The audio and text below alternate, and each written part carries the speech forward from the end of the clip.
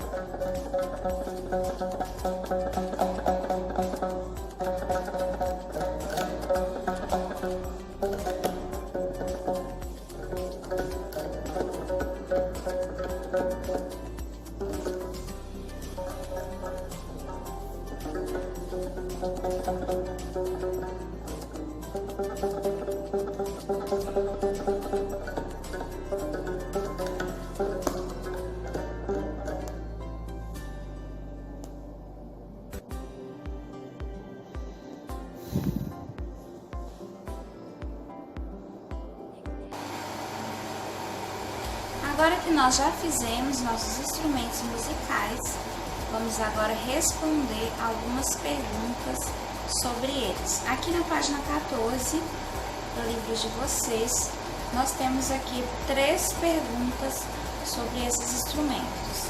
Número 1. Como o som é produzido nos instrumentos feitos por você?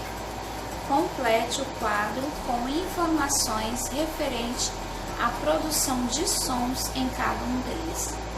Então aqui nós temos aqui uma tabela onde tem aqui os instrumentos que nós fizemos, o chocalho, o gongo e o violão de elástico. Você vai descrever na outra coluna como que o som é produzido, o que você utilizou, como que você fez para que o som fosse produzido. Número 2. Os instrumentos feitos por você são modelos adaptados de instrumentos musicais. Pesquise com quais materiais cada um desses instrumentos são feitos e compare com os materiais que você utilizou. Aqui você vai fazer uma pesquisa e descobrir quais são os materiais que são utilizados para construir os instrumentos originais, os instrumentos musicais verdadeiros, tá bom? Não é sobre os seus instrumentos que você fez, é sobre os instrumentos originais, os verdadeiros, certo? Número 3. Será que o som produzido pelos instrumentos musicais emite sons diferentes dos instrumentos que você fez? Justifique a sua resposta. Aqui nessa atividade, você vai copiar essa pergunta e responder ela no caderno, atividade número 3, tá bom? Essas foram as atividades de hoje. Espero vocês aqui na nossa sala virtual. Façam os instrumentos, tá? Nós iremos dialogar sobre a produção de som de cada um deles na nossa sala virtual. Até a próxima aula.